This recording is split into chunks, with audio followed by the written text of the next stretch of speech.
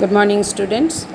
Now we have come to the next chapter, that is chapter number 2, human reproduction. First, introduction about this system, this chapter, then we will proceed what is there to discuss in this chapter.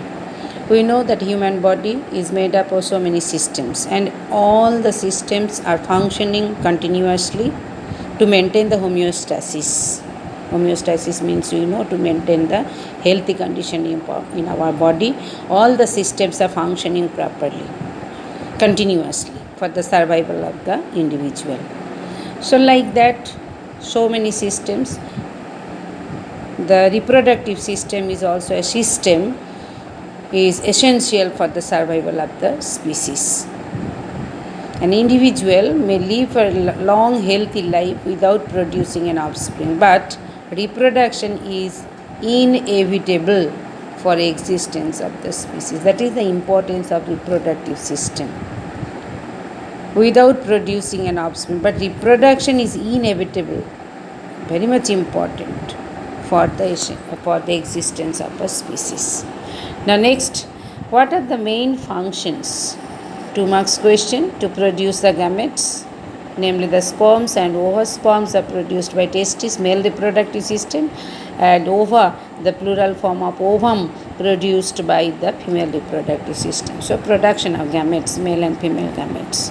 Number 2, to transport and sustain these gametes. To transport these gametes, that means sperms will be transported to the female reproductive system to produce the young ones and sustain these gametes, to continue the function of these gametes. Number 3, to nurture the developing offsprings. The offspring which will be developed after fertilization, that will be brought up in the mother's womb. That is the function of female reproductive system. And number 4, to produce hormones. Both male and female reproductive system produces different types of hormones to maintain their functions. So these are the important functions of the reproductive system in our body. Now next, the major reproductive events, very much important for 5 marks question. Step by step we will be discussing. First, from reproductive system, main function is gametogenesis. Already we know the meaning of this term. Gametogenesis is nothing but the formation of gametes by spermatogenesis and oogenesis. Spermatozoa will be produced by testis. That's why genesis means process of production of spermatozoa. Oogenesis, eggs or ova will be produced by the process that is called the oogenesis. So first step is called gametogenesis. Second step is called insemination. Already we know the term, last year zoology, economic zoology, we have discussed. Insemination is nothing but the transfer of sperms by the male into the female genital tract. Transportation of semen which contains the sperms. That's why the term has come, insemination. So transfer of sperms by the male into the female genital tract. That is the second step. Third step will be, after insemination, what will happen? Male and female gamete fusion. That is called fertilization. Fusion of male and female gametes to form zygote, called the fertilization. Third stage, after fertilization, zygote will be produced and it will start to divide, which is called the cleavage. Rapid mitotic division of the zygote, which convert the single-celled zygote into a multicellular structure called blastocyst. Fourth step, next step is called implantation. This multicellular blastocyst will be fixed to the uterine wall. That is called attachment of blastocyst into the uterine wall for further development, which is called the implantation. Next one is called placentation, development of placenta, or formation of placenta, which is the intimate connection between the fetus and the uterine wall of the mother for exchange of nutrients. And next one is called gastrulation. The blastula, or after the blastocyst, it will be converted into gastrula. That is a process by which blastocyst is changed into gastrula with 3 primary germ layers.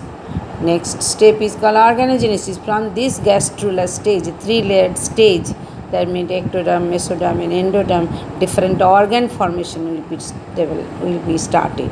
So that organogenesis, genesis means development, organ development will be started. Formation of specific tissues, organs, and organ systems from these three germ layers. And after the organogenesis, the young one will be developing, which will be expelled from the mother's body, which is called the parturition. That is expulsion of fetus, young ones, from the mother's womb, which is called the parturition. So what are the steps? Now step by step, cannot skip the step. Think and understand and write. First one is called gametogenesis. Second step is called insemination. Third step is called the fertilization. Fourth step is called cleavage. Fifth stage is called the implantation. Next one is sixth is called placentation. Seventh is called the gastrulation. Eighth is called organogenesis, and ninth is called the parturition. Very very important for 5 marks question, or definition also may ask. Any two difference between any two can be given, and we have to write the definition. Now next part we are going to discuss about the functions, how these reproductive systems will be functioning. These functions, all these 9 functions, will be carried out by the primary and accessory reproductive organs. In both male and female reproductive system, the organs are classified into primary and accessory reproductive organs. Primary organs generally where the gametes will be produced. In case of male reproductive system, testes are considered as the primary reproductive organs because sperms are produced within the testes, and the other organs, associated organs, are considered as the accessory reproductive organs. Similarly, in case of female reproductive system, that ovaries are considered as the primary reproductive organs because ova are produced in the ovaries. So primary reproductive organs, namely the ovary and testes, are responsible for the production of ova and sperms respectively. Hormones secreted by the pituitary gland and the gonads help in the development of secondary sexual characteristics, maturation of the reproductive system, and the regulation of normal functioning of the reproductive system. Accessory organs, that is the 2 parts either primary and accessory. Accessory organs help in transport of the gametes and to sustain the gametes and to nurture nurture means to take care of the developing offsprings, helping in the development of the young ones. So these are the 2 important parts are there in each and every reproductive system. These are called the primary and accessory reproductive organs. Functions of primary reproductive organs are nothing but the formation of gametes, and accessory organs help in the transport and to sustain the gametes and to nurture the developing offsprings. Now one by one we will be discussing human reproductive system. First introduction will be given about the male reproductive system. What are the parts are there? Male reproductive system comprises a pair of testes, we know, accessory ducts, glands, and external genitalia. 4 parts are there. Now testes are the primary male sex organs. They are a pair of ovoid bodies lying in the scrotum sac within which testes are present. Testes are present, that's called scrotum sac. The scrotum is a sac-like skin that hangs outside the abdominal cavity. Why? Reason also we know. Since the viable sperms cannot be produced at normal body temperature, it needs lower temperature for the production of sperms. That's why the testes are located outside the abdominal body cavity. The scrotum is placed outside the abdominal cavity to provide a temperature 2 to 3 degrees Celsius lower than our body temperature. Our body temperature, we know, 37 degrees Celsius temperature.